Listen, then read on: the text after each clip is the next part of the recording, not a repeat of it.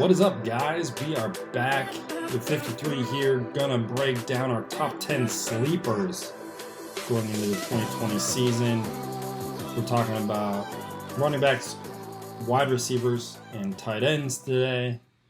Top 10 with 2 honorable mentions. We'll call it 12. What is a sleeper? Everybody kind of has their own idea of what a sleeper is. I'm going to define it for us here. A sleeper is a player who will far surpass their ADP or their predicted dollar value in an auction draft.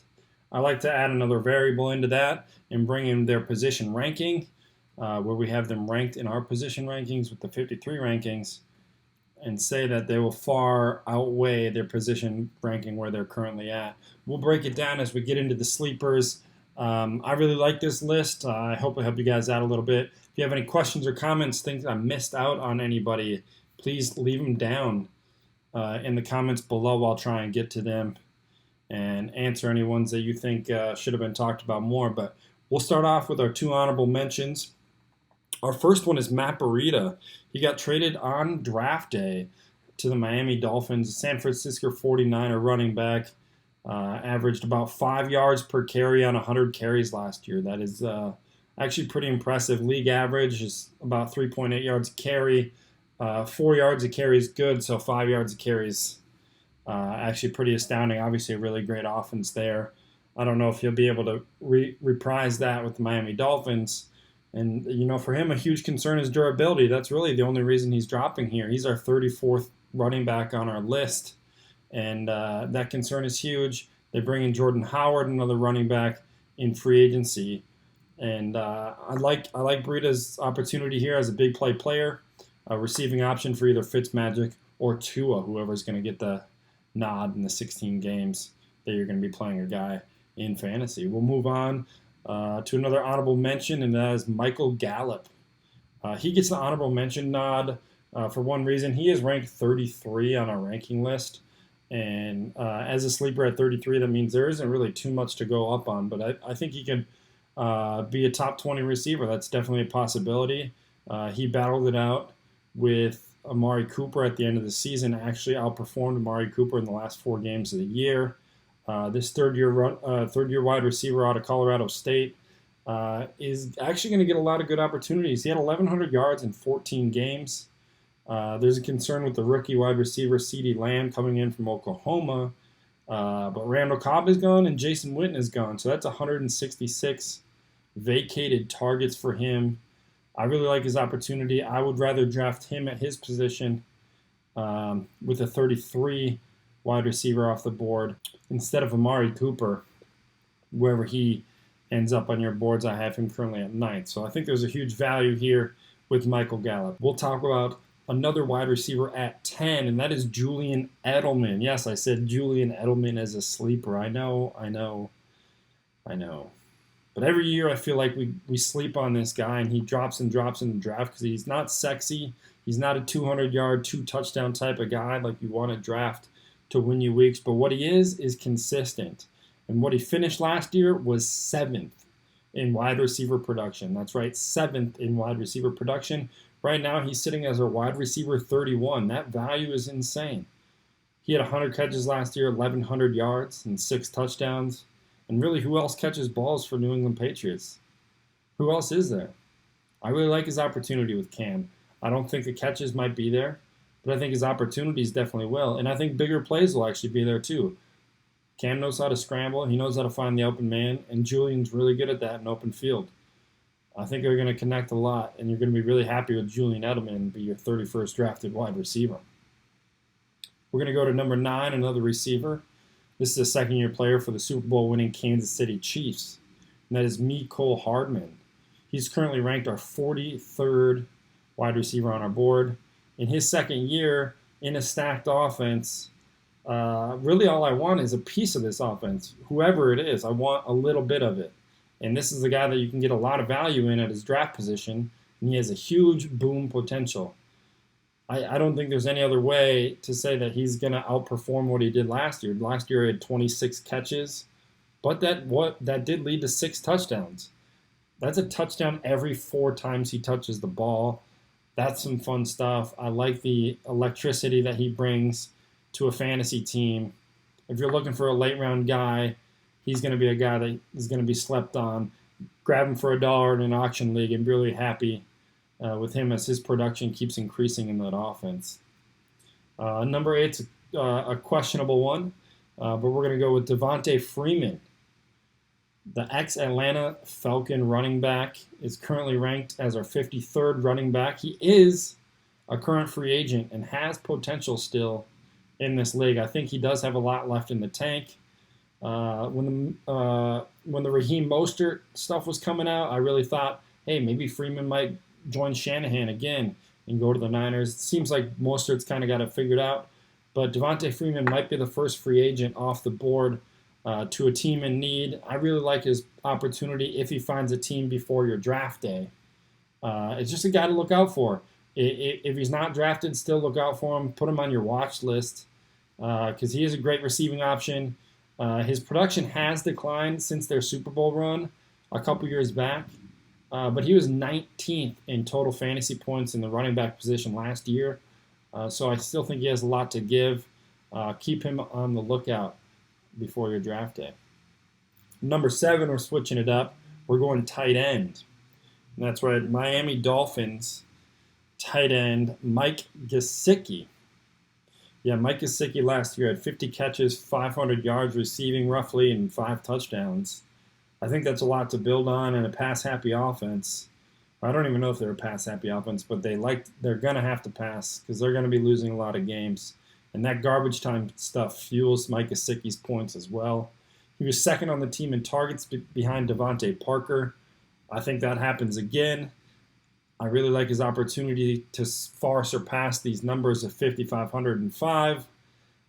As the 11th ranked tight end on our board right now, look for Gesicki to bounce up, maybe be a top 5 fantasy tight end for you but when it's all said and done. Number 6, we're going to go with a veteran who's now on his 3rd team in 3 years, or 3rd team in 2 years, and that's Emmanuel Sanders. He bounces to the New Orleans Saints after being traded midway through the year to the San Francisco 49ers. I think it's a huge add to the New Orleans Saints and a huge add to Drew Brees in that wide receiving core. He had 66 catches last year with the Broncos and the Niners. He comes into a wide receiver room that had 149 catches from Michael Thomas. And then the second guy was Ted Ginn at 30 catches. There needs to be a second wide receiver there, and Emmanuel Sanders fits in perfectly. Alvin Kamara pops in with his 81 catches, and they got Cook in the offseason as well. Jared Cook had 43 catches. So there is an opportunity for him to succeed. I really like his position here with the New Orleans Saints. Look to draft him as your late wide receiver 3, maybe even flex bench spot, and he's going to really climb up throughout the season, be a consistent wide receiver for you. So look for Emmanuel Sanders. He's going to really bring back that Denver flair that he used to have. I'm excited for it. Number 5 we go back to a running back. This is a 3rd-year guy out of LSU running the ball for the Washington football team. That is Derrius Guice. We have him ranked actually pretty high. He's ranked 33 in our book, which I definitely think is high. What you see nationally is around the 40s. But what you see from him last year is what you'd like and what you hope to see for 16 weeks. And that is 42 attempts. He had 5.8 yards per carry on those 42 attempts. His carry share, obviously, is battling with Adrian Peterson. But as Adrian Peterson fades off, Derrius Guice explodes. I think he grows in carry share throughout the season and is going to be a breakout candidate in 2020. Their 3rd down back for the last couple of years is gone. That's Chris Thompson. He was always there to catch balls. Now that he's out the window, that's another opportunity for Guice. And they also bring in a rookie running back, Antonio Gibson. I'm not a huge fan of Antonio Gibson, not because of the player he is. I don't really know too much about him, but I think they brought in Guice a couple of years back because they wanted this guy to be the guy, and I still think they're going to give him that opportunity before a rookie. But we'll see what happens. New coaching staff, Rivera's there.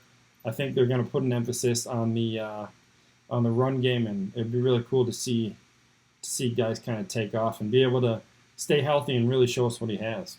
Number four is James White of the New England Patriots. Yeah, James White had 72 catches last year and 6 touchdowns total. I like his opportunity now with Cam Newton there and their new look Patriots offense. I think his opportunity and his time on the field is going to increase, along with Sony Michel's, quite honestly. But what I see from James White is they're going to have to win games, and they're going to win games moving the ball and getting first downs. That's exactly the player James White is. He's a reliable target for Cam when there isn't many other targets on the field.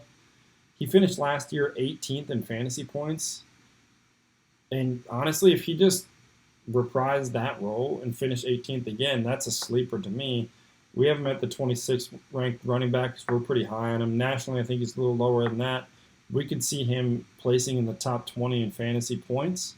And he's a consistent player when he gets his touches. So I like James White at 4. He's drafted about 120th overall when you look at total numbers. So you're looking in 12th round, basically, in snake drafts. I like James White. He's always been consistent. He's always on the field. He's not your bell cow that you normally would like out of your first or second running back, but that's not kind of what we're looking here.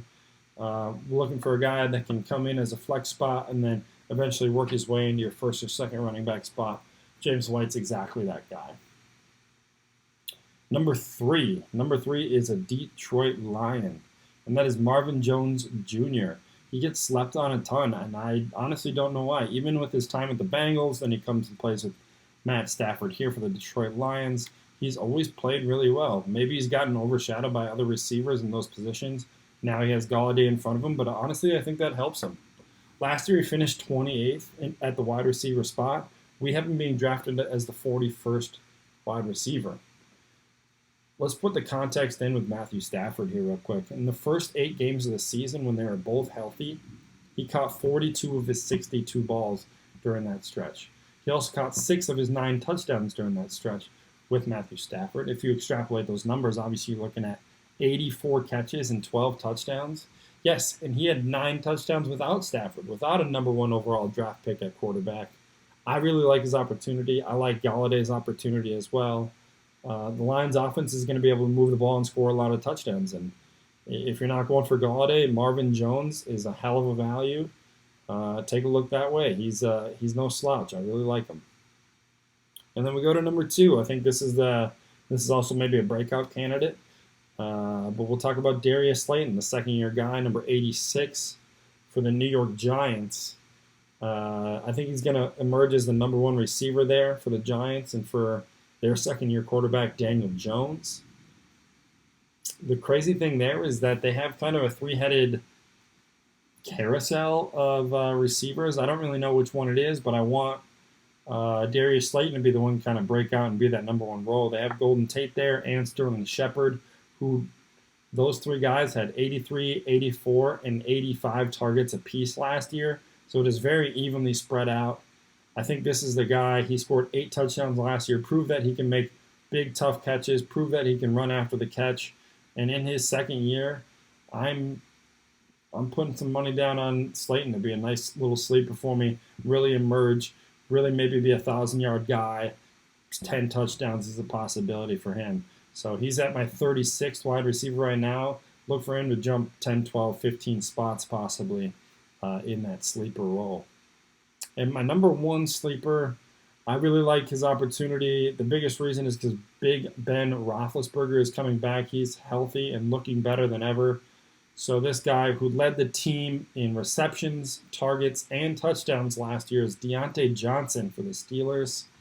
Yes, Diontae Johnson. They have James Washington. They obviously have Juju Smith-Schuster, who's going to be the number 1 wide receiver. But I think Diontae Johnson plays really well, accompanying him on the other side. And let's just look at the facts as they are. Like I said, he led the team in receptions, targets, and touchdowns. You look at the target percentage, and it's 18% of the whole team's targets. Like, that's really good. That's a lot. That means they want to get him the ball in bunches, and it's going to continue into this year. Big Ben is known to have 500-yard games. He's known to always get his ball to the receivers in space, with screens, with slants, with bubbles. I really like Diontae Johnson's opportunity here. And as you look at it, He averaged 15 points per game in the last 4 weeks of the season, and that is without Big Ben. So I really like it if he continues that. He's our 47th wide receiver off the board right now. I don't think anybody's really talking about him. He's kind of sitting completely under the radar. Second-year guy. Definitely an opportunity to blow up.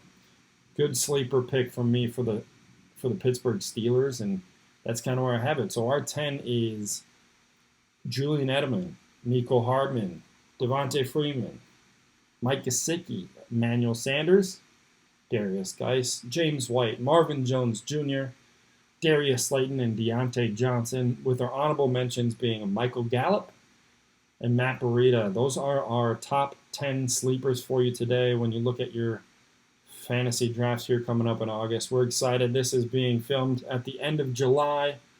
August is the most exciting time in fantasy. That's when we get to do our draft. So study up. Hope this helps.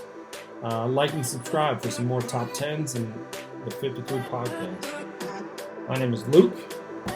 Catch you next time. Thanks.